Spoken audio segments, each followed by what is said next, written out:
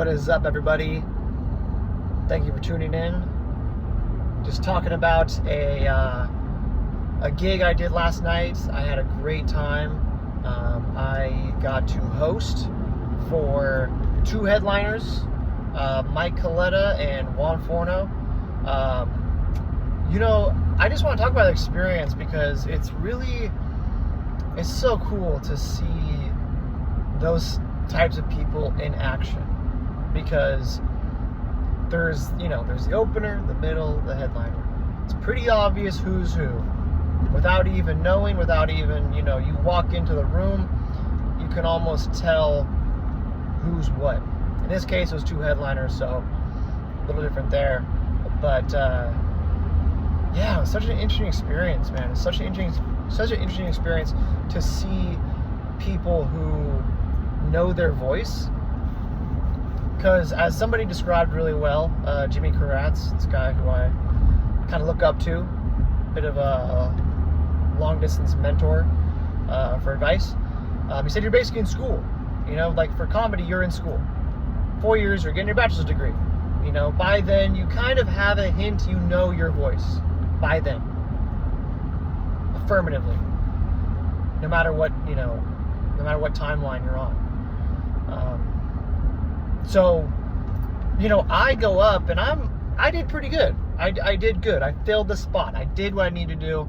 I hosted. I did my 15. It was funny. I got laughs. Had, a few dead spots, but I grinded through it and I made the show work. And then you have these guys who know their voice. They know their voice like they just, you can just tell they've been in every situation. And you have to do that. You have to be in these, you have to go in terrible rooms, and you have to have been in bad spots so you know how to get out of them. And what you want, I don't know. I see a lot of people kind of trying to jump the line in a way where you're an opener, but you'll take headlining spots. And sure, that can be, I guess, you'll learn. But if you're being booked as a headliner for a big promoter and you suck, then you kind of, to me, you lose the respect of the guy who's booking you, because he's going, you're not a headliner. What the fuck? And then, if word spreads, you go, hey man, this guy's trying to book himself a headliner. Hey man, he's not a headliner. He's a feature at best. All that sort of thing. It's like, it's like martial arts, and jiu-jitsu. You're a blue belt, you roll the brown belt, it's going to show. You enter a brown belt tournament and you get fucking smoked. That ain't you. You're not at that level. And it was just so cool to see those guys do their thing, and to do 35 minutes. 35 minutes. I did 30 minutes once, and there was like, can you do 30 minutes? And at the time, I was just, wanting any opportunity. I was like, yeah. I did every joke I knew. Every joke I knew. I had to go back to my little notebook and be like, what else do I got? Fuck. Filled the time. And it was not a good set, but it was cool to see what 30 minutes feels like. It's a long time. Up there for 30 minutes. Once you start saying what else 4 or 5 times, it's like, man, you lost steam. You run out of steam, and it's crazy to see somebody not do that. It's crazy to see someone just flow perfectly through each joke, and you don't even notice the segues. So I thought that was just so good to see, so good to be a part of. It was great. One thing I can always say, I'm a good host. I'm a good host. Comedy, somebody says, hey man, are you funny? I'll be like, to promoters, obviously I'm going to say funny.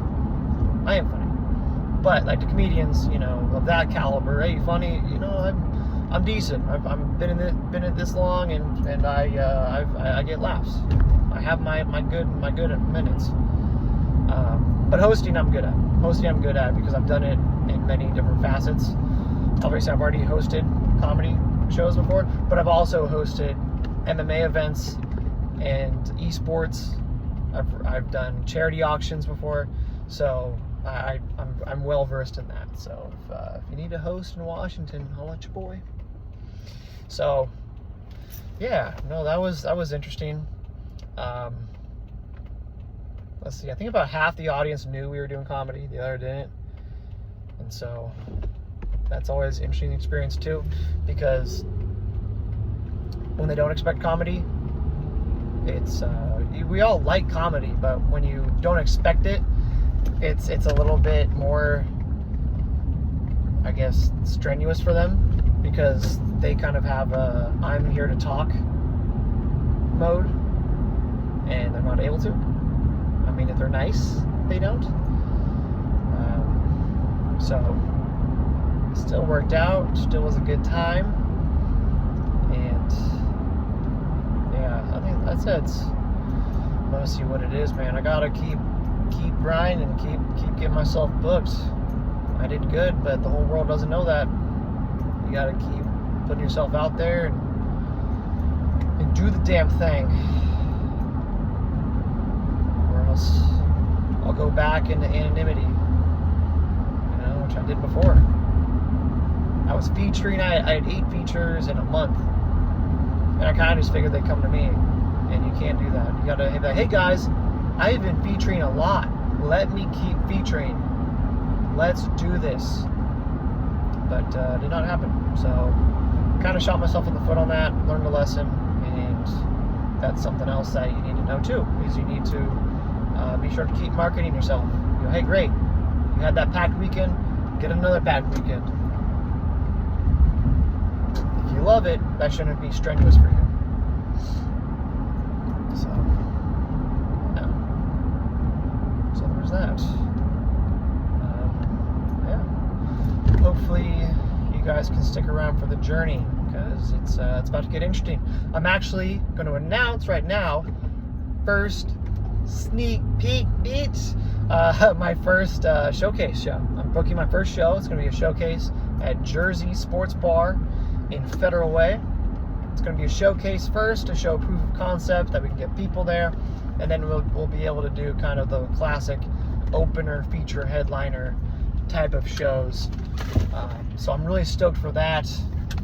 I'll be hosting that and doing my time as well.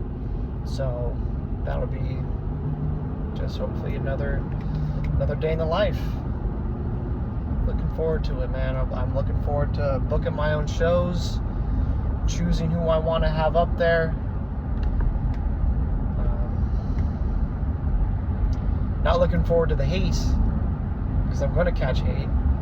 You don't book somebody when they ask, they take it as a snub, and you got to learn that that's not a snub. It's just, you might have somebody that goes better with the show. You might just go, okay, this headliner is way out of left field. I got to have people that are, just of a different or same style, just depending on what type of theme you're doing, because the headliner brings more people than anybody, so you figure that you want to have it kind of cater to that and how the lineup goes. So, or maybe not, I'll learn. Yeah, looking forward to it. Hopefully this works out and I can do feature headliner shows, and basically do the same thing here, is where I just learn how other headliners do their thing, because each headliner has their own little tidbit of how shows work or how they perform, whether it's just strictly crowd work or just clean, polished bits just going off. I look forward to it, man. I look forward to learning from them, getting better, and embracing the grind. So, yeah. That's what I got. Thank you so much for checking this out. Just a little tidbit of the open mic journey, getting better, getting one step closer to getting out of the open mic scene. And yeah, hopefully that'd be nice. Just get out of the scene. Just be like, I don't do open mics anymore. You always do open mics. You always want to do pop-ins and try some shit out. But as far as slaving away at audiences that don't give a fuck about you, it'd be nice to get out of those. So thanks again.